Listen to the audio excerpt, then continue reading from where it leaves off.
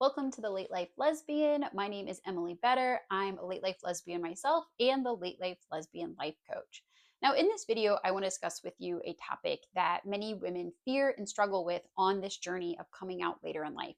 And that's the fear of financial stability if they are going to end up separating from a male partner and living on their own. This is a huge source of fear and worry and doubt of what they should be doing, and that often holds women back from living as their true selves because they're just really worried about making it on their own and being able to manage all of that.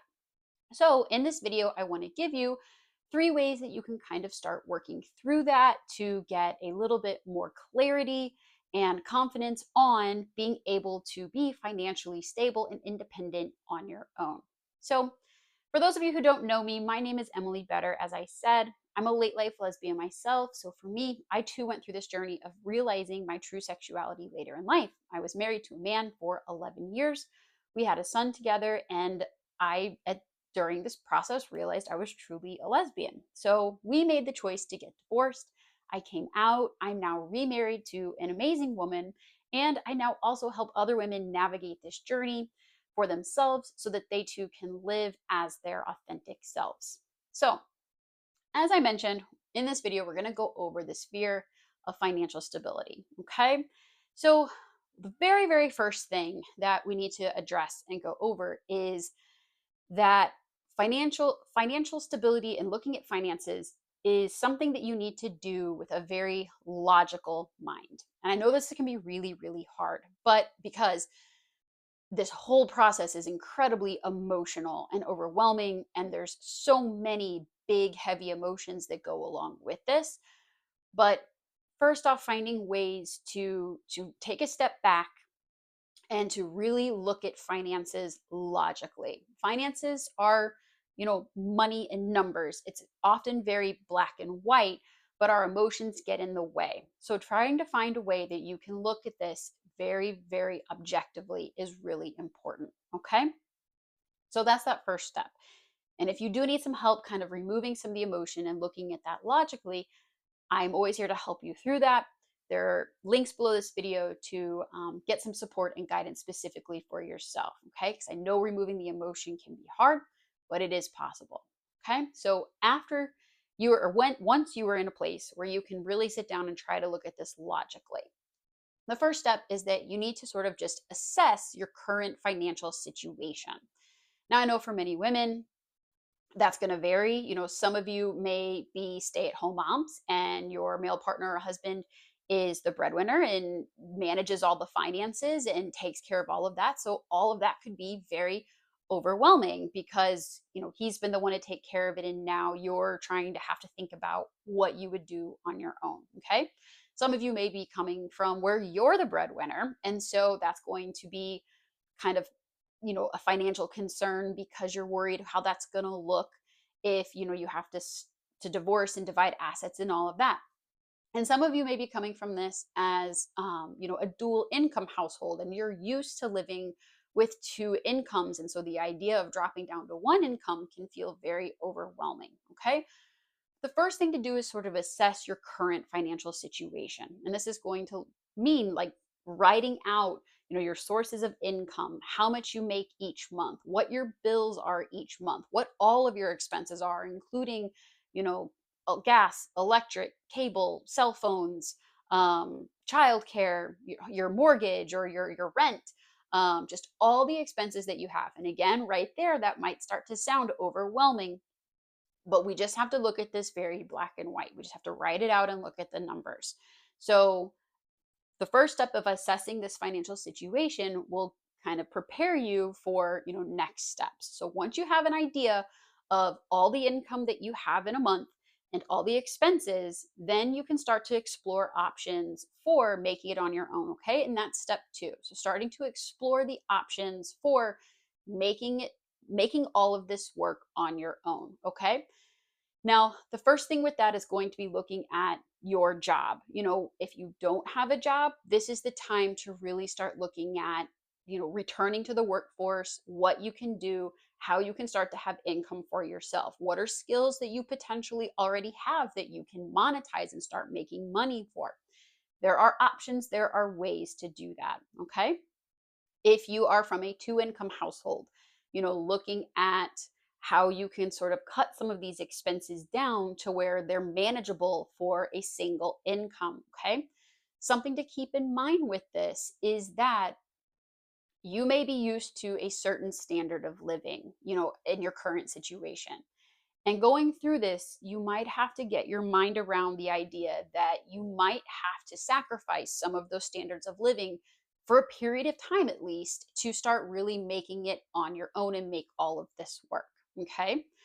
Starting to figure out, are there things that you can cut out of your monthly expenses that really aren't necessary?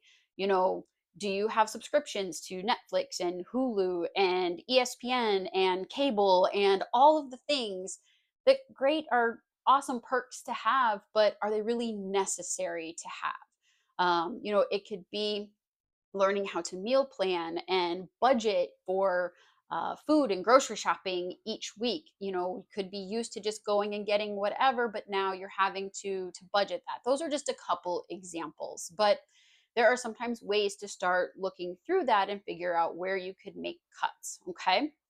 Sometimes that's even the idea of, you know, you may not want to lose the home that you're in, but financially, that just might be what has to happen so that you can downsize and have a little bit of a smaller space as you really get on your feet. And now, something to keep in mind with this is that this doesn't have to be forever. It's just figuring it out so you can make all this work, so you can live as your true self and then go from there. You can rebuild, you can grow your career, you can find other sources of income. There's always options and possibilities. This is just starting to really figure out how you can make this on your own. It's even looking at local support options. If you are in a low income situation, there are supports out there for food, there are supports out there for housing, and it's looking into what those options are. Okay.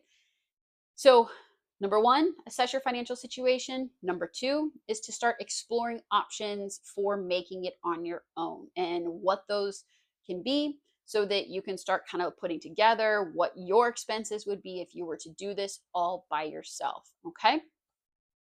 Now, I'm going to share with you sort of a third thing to keep in mind with this. But before I do, I want to let you know again that if you need support with this and getting through this, it's so helpful to talk to other women who are also going through this to figure out what they're doing and how they're making it work. It's a fear that many women have, but having the opportunity to talk to others and get guidance as you go through this is truly so helpful. Okay. And you can do that. I can help you with that in a couple ways through the online community that I run or one on one support. And there are links below this video with more information on those options to see what feels right for you. The other thing to keep in mind with that is that I know support often has a financial component to it.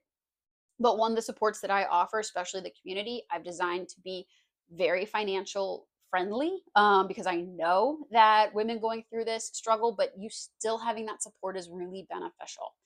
The other thing to keep in mind is that there are expenses and then there are investments. Okay. And getting help for yourself is really an investment in your future that will help you get to a place where you really are okay. It's just a couple things to keep in mind from a financial standpoint when talking about this, because I know that can kind of conflict and feel overwhelming. But anyways, the last point, the third point to keep in mind and to think about is if you are going through a divorce and thinking of going that route, it's really important to know your local laws. So again, sort of support with that is potentially reaching out to like a local financial advisor or reaching out to even like a local lawyer or doing some research on your own just to know what the laws are, because many women on this journey have this fear that, they're going to separate and their male partner is just going to take everything, leave them with nothing, not support them in any way. And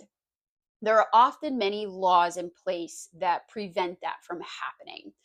There are certain laws that dictate how you divide your marital assets, how the home will be divided, how the items in your home will be divided, how some states have rules and guidance on alimony, or it's like spousal support, where if you have been a stay-at-home mom and your husband has been the breadwinner, that he may contribute to your financial well-being so that you can make it on your own.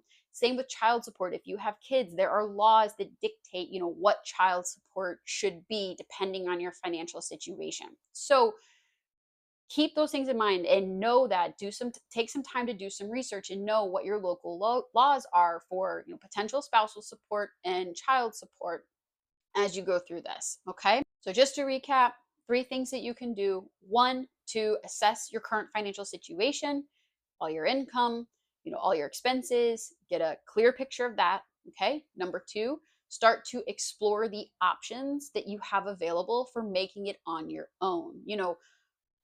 Supports in the community for potential, food and housing and things like that, if that's needed, jobs, and even like where you can start cutting monthly expenses so that, you can make all of this work by yourself.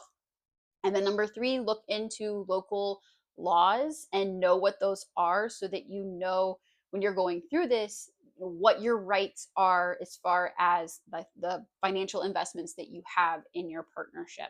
Okay. And then finally, as I mentioned, having support as you go through this, someone to talk to, someone to help guide you, talking with other women who've gone through it to know that it's possible to make this through. It's very helpful. So I hope that gives you at least a start of an idea as you work through this. Final reminder, try to keep it logical. I know it's really emotional. Try to keep it logical. It's absolutely possible for you to do this on your own, and I'm here to support you however I can. So thank you for watching, and I'll see you in the next video.